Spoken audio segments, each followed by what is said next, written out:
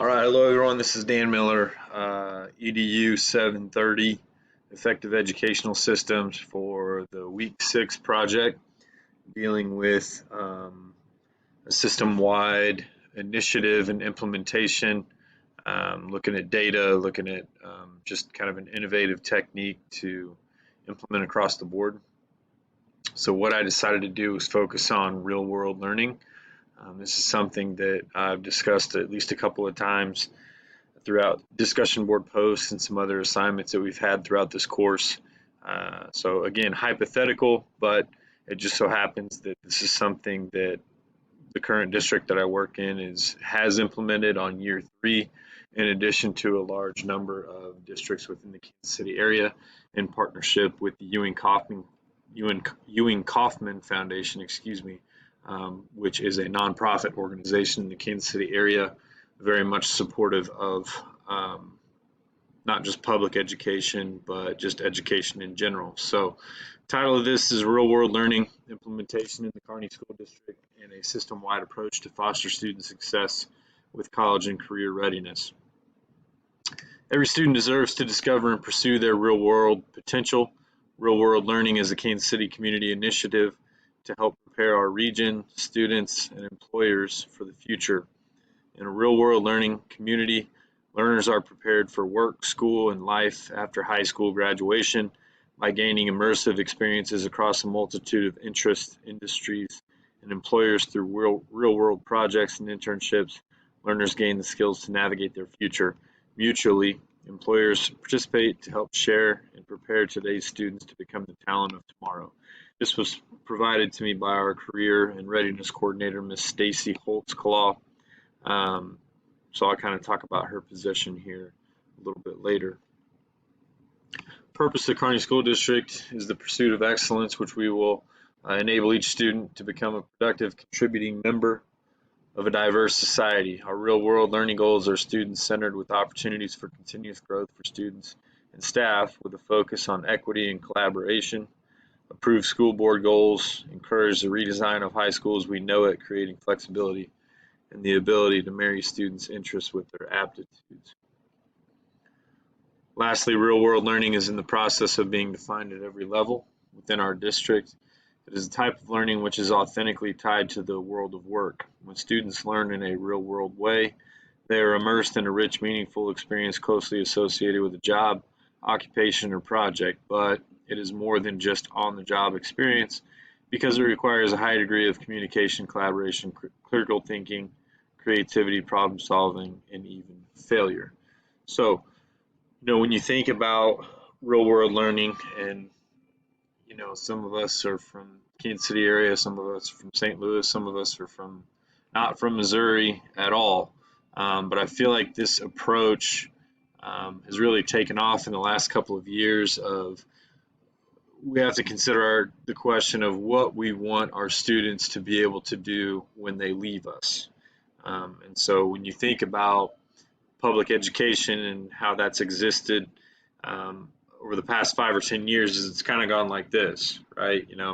We preach college, we preach higher education, and though that's still important, and though that appeals to some students, that doesn't appeal to all students. So over the past few years, we've really put an emphasis on demand within the job market, right? We know that not every kid is going to go to college. We know that trade school may be more likely, or community college, or maybe not any post-secondary education for that matter. Maybe it's immediate immersion into the workforce. So if we can get those opportunities to our kids now while they're in high school and they're workplace ready in May when they graduate, with no college debt, earning a competitive salary, and put them on the path to earn a decent living and provide for themselves and their family, then we're doing our job there. So when we look at evidence tied to high reliability schools,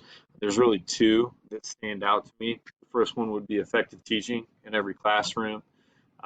So you have to think about there has to be some sort of refocus, some classroom refocus, right?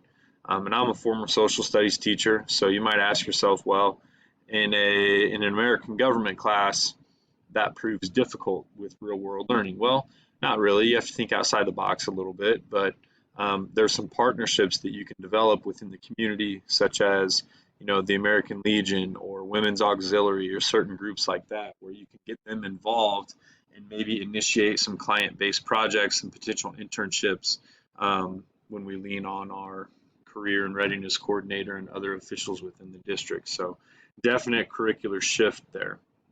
Another point I talked about within my paper is we have a place-based school in the Kearney School District. It's referred to as LENS, the LENS program. That is a learning environment with natural sciences. So there's a selection process. It's a lottery system. If you're familiar with Liberty, they have something very similar with their EPIC Elementary. But certain things that are kind of implemented within these programs at the elementary level, it's important that there's not only early intervention but early exposure to rope kids in at those early levels and get them those skills and those interests. And it's certainly not tracking by any means, such as certain global countries such as China or other countries out there in the world, but definite exposure that's going to help get them on the right path to success as it relates to real world learning. Secondly, competency-based education also stands out. This is more of a progressive methodology where it's not standards-based education. It's not the reading, writing, and arithmetic. You master this unit, you move on to the next unit. You're going to have kids at all different levels responsible for their own learning to where they can advance at their own pace. So ultimately, I word it as an IEP, an individualized education plan, not to be confused with an IEP in the SPED realm, but more of just an IEP for any students that learning is now individualized, where they are responsible for their own learning, but the teacher plays a hand in that as well. So as far as implementation and monitoring, the Kearney School District is in year 3 of a multi-year process with the implementation of real-world learning across the district. In leading this initiative, it has resulted in the hiring of several staff positions, most important of which being our career readiness coordinator at the district level. This individual is tasked with providing guidance to building level administrators and staff across the district and assisting these staff with everything from curriculum, graduation status, and any other needed resources.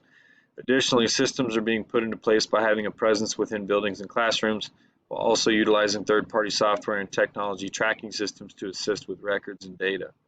In doing so, these actions align with GOS, which was a dissertation that I cited within my research, that having a strong leadership style combined with an effective evaluation and accountability system results in strong student and staff performance.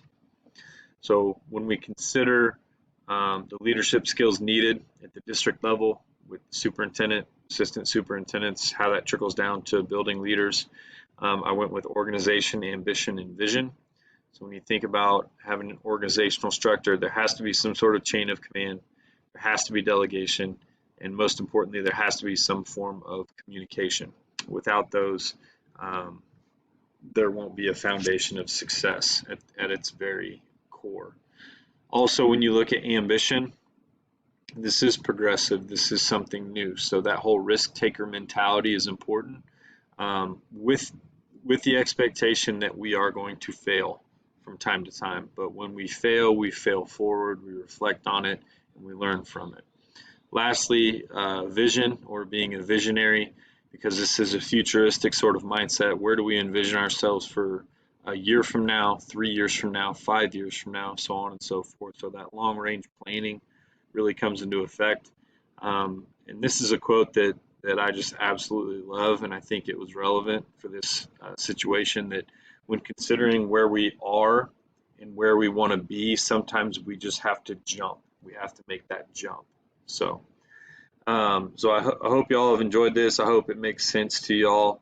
It is a trend, something, we always get caught up with these buzzwords in education, but I really feel like my district, along with other districts in partnership with the Ewing Kauffman Foundation, is really on the right path to something very, very important to our students here in the near future. So, thank you.